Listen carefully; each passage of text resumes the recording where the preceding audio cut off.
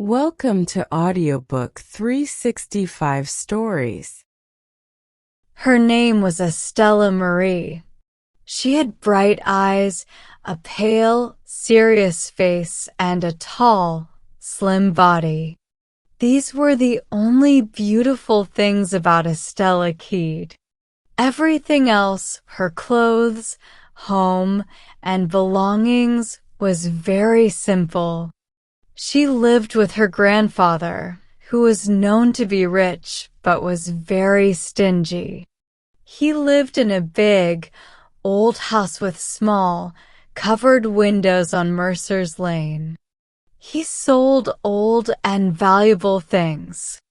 People called him Simon the Saver, which meant he saved money like a miser.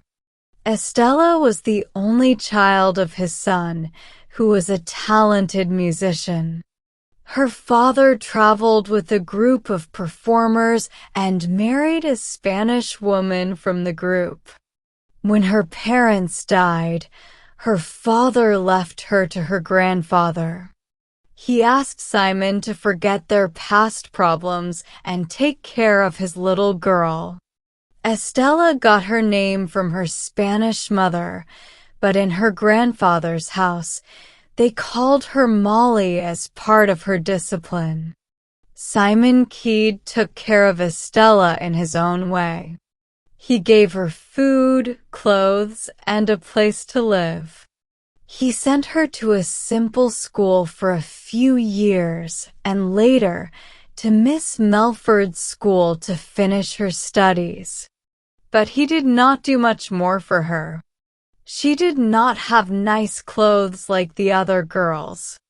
In summer, her old, patched dresses looked very sad next to the bright, pretty dresses of the other girls. In winter, when the other girls wore warm, fancy clothes, Estella had only a rough, plain coat. She had no small pretty things like jewelry or ribbons that girls usually love. Even though Estella got used to her grandfather's strict ways, it still made her sad. She often felt hurt by how he saved money, even when he didn't need to. One day, something happened at a garden party that all of us girls remembered for a long time. Near the city was a small, beautiful village. It was famous because long ago, a writer named Mrs. Hannah More visited and called it perfect. The village had a big park with trees and flowers, and in the park was an old, grand house. At the time of the story, Dr. Tempest used the house as a school for boys. His wife, Mrs. Tempest, was friends with Miss Melford, and every year they invited the older girls from our school to a garden party in the park. Estella was invited too, because she was one of the older girls. But no one thought she would go because her grandfather always said school was important, but parties were silly. "I guess you're not going to the party," said Ivy Davis, one of the girls, without thinking. Estella's face looked sad as she replied, "I don't know. When I'm not at school, I'm stuck in that dark old house, like a mouse in a hole. But if I can find a way, Ivy, I will go. You can count on that." We didn't hear anything more about the garden party until the big day arrived. To our surprise, Estella came with the other girls, ready to go.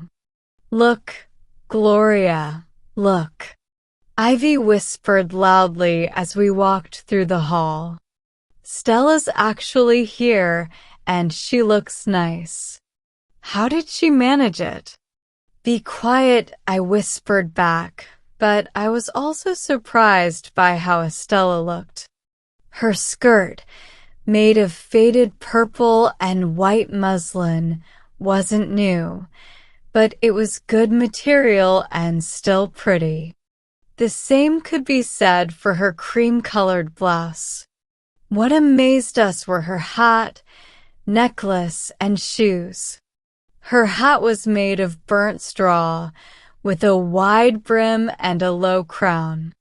It was from last summer's fashion, decorated with dull black silk and bows that could have been newer.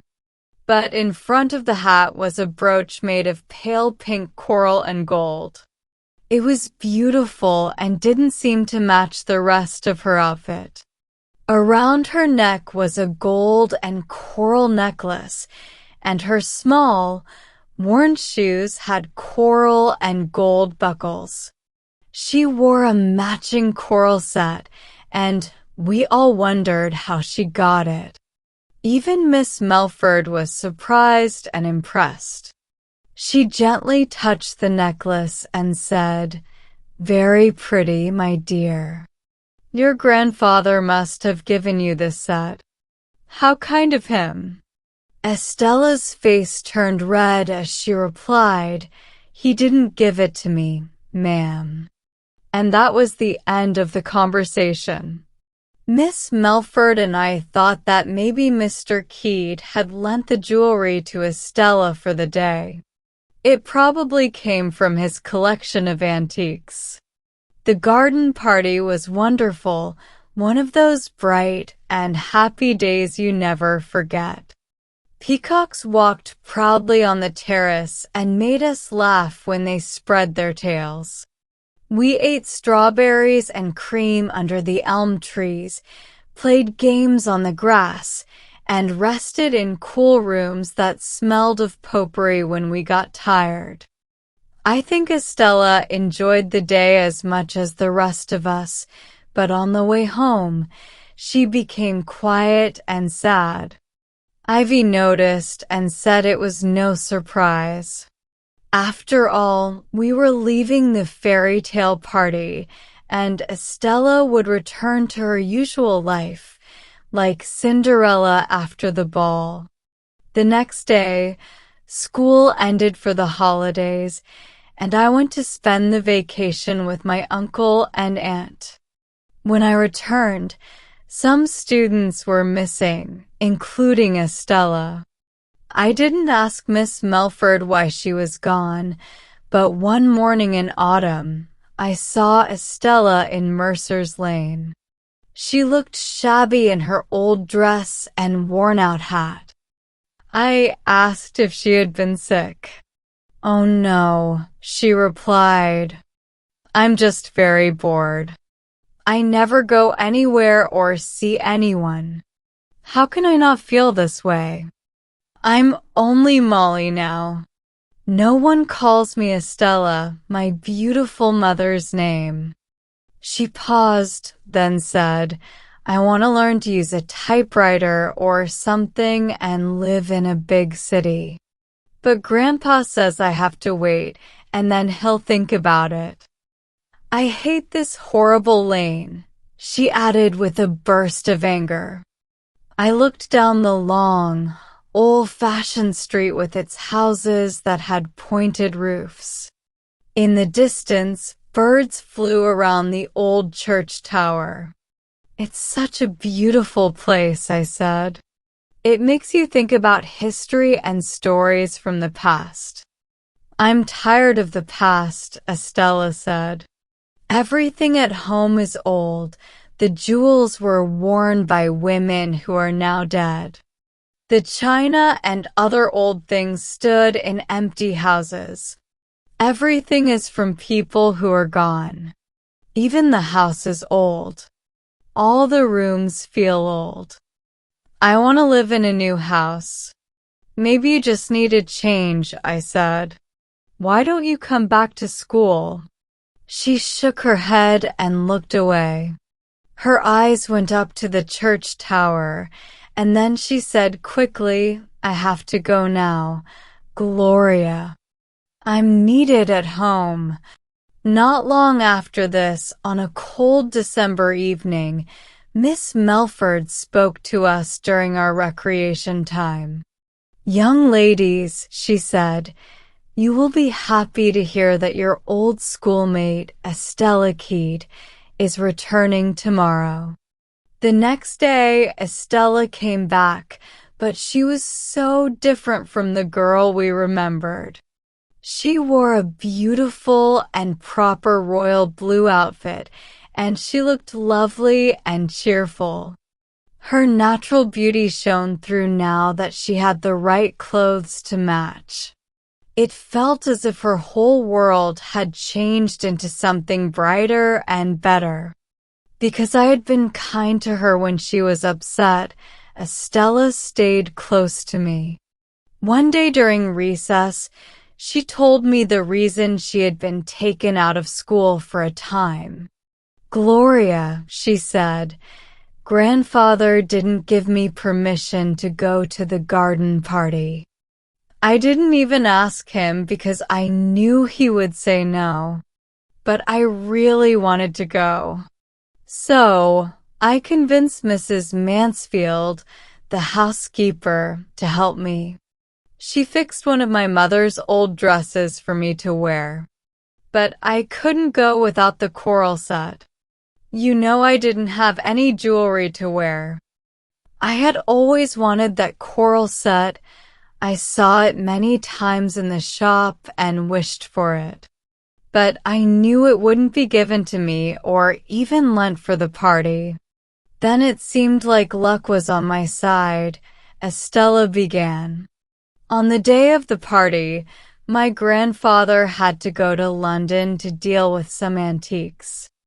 I decided to borrow the coral set to make myself look nice. All I had to do was open the window and take the set from its satin-lined case. I planned to put the set back before my grandfather returned. But when I came home from the party, I found that he had taken an earlier train and was already back. He looked at me from head to toe, then touched the necklace and the clasp.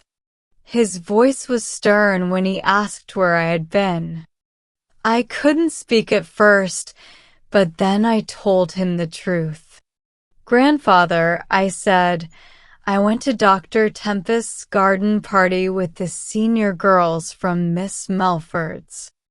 I didn't want to look different from the others, so I borrowed the coral set for the day.